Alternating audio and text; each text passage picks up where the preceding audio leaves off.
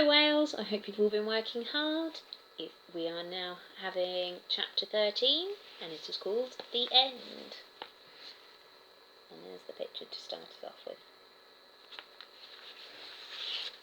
I raced after Terry, determined to stop him from hatching another bunch of eggs that might threaten our treehouse, not to mention our lives. But it wasn't Bill the postman at the door. It was Jill. She was panting as if she'd run the whole way over. "Was that Silky I saw?" she said. "Flying away from your treehouse with a giant gorilla?" "Yes," said Terry. I elbowed him hard. "He means no," I said.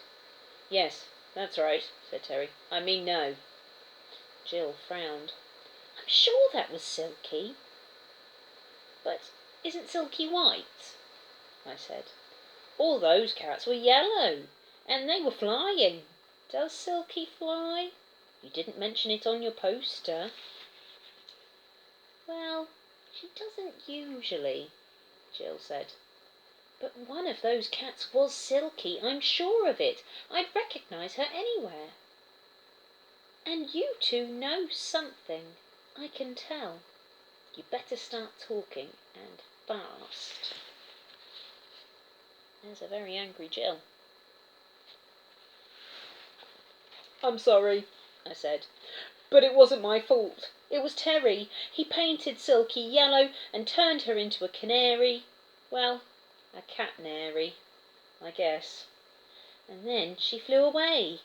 I'm really, really sorry."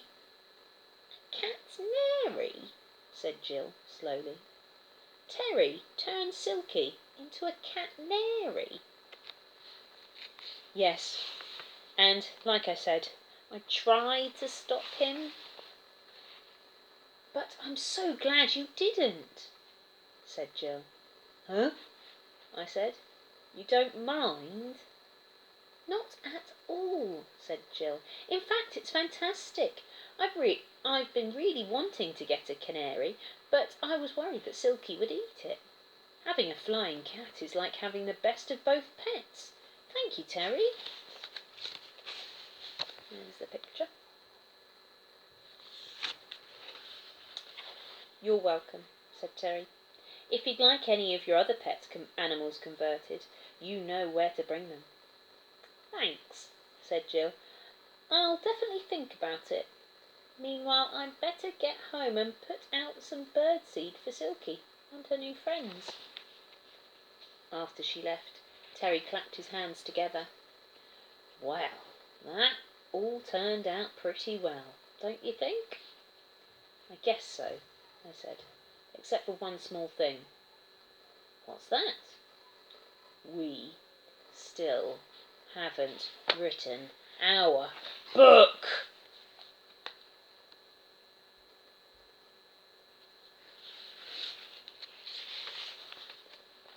"There's no need to shout, Andy," said Terry. "Just relax. It will be okay." "In what sense can I possibly relax, and how can it all possibly be okay?" I said. "We still have no book, and it's due in tomorrow. How are we ever going to think all the stories up in time, let alone write and illustrate them?" He was all fed up. "Easy," said Terry. "We don't have to think anything up. We've just lived through a really interesting day. All we have to do is write it all down, draw some pictures, and we'll have our book."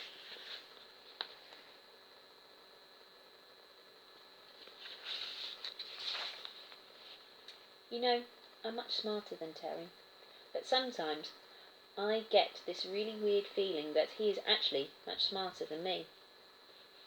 "That's a crazy idea," I said. "Oh," sighed Terry, disappointed. "So crazy, it just might work." "What are we waiting for then?" said Terry. "Let's get started."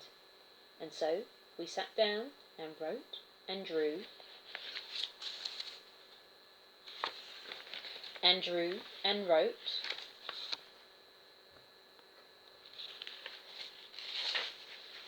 and wrote and drew, and drew and wrote,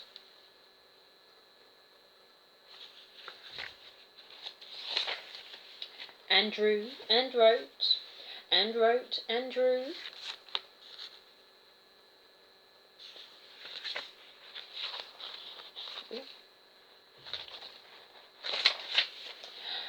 and drew until exactly 4:45 p.m. the next day. "We've done it!" I yelled. "But it's 4:45, said Terry. "How are we going to get it to Mr. Bignose on time? Our deadline is 5 o'clock. We'll never make it." "Oh, yes, we will," I said. "But how?" "I don't know," I said, "but we'll think of something." That's when we heard it. A jingling noise. Terry jumped up. "It's Santa Claus," he said. "Quick, get the stockings, hang them up, and pretend we're asleep." "But it's not Christmas Eve," I said. "In fact, it's not even Christmas." We went to the edge of the deck, and this is what we saw. I think we've got Jill there, riding in what looks like a pram, with a canary at the front. Jill was flying through the sky towards us, in a pram drawn by Silky and other flying cats. "Check out my flying cat sleigh," she said, as she hovered in mid-air beside us. "Want to come for a ride?"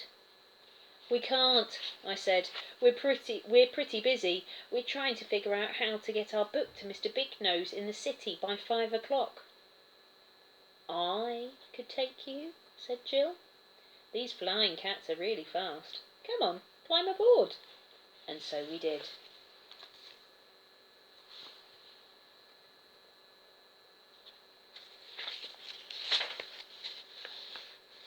And there they are, whizzing through the city. And that's how we got the book to Mr. Bignose on time.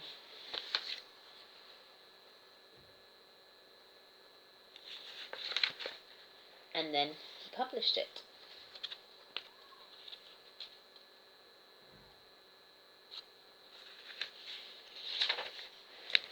And it was delivered to bookshops, libraries, digital e-reading devices, and even transferred direct into people's brains via the direct-to-brain information delivery technology helmets.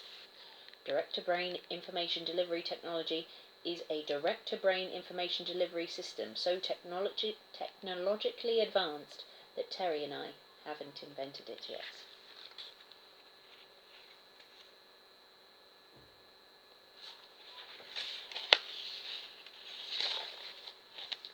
And then you read it, and we all lived happily ever after.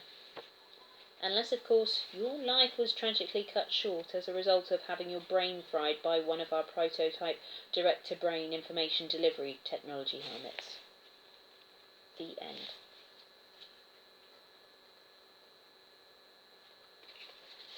And that's the end of our book. So there are other books. There is the 26-story treehouse, the 39-story treehouse, the 52-story treehouse. So if you wanted to read anything else by these authors, then you can. And we will start a new book tomorrow. I've had one request. If nobody else gets in contact with me, then it will probably be that. So let me know. You can drop me an email, and hopefully I will see you all soon. Take care. Bye.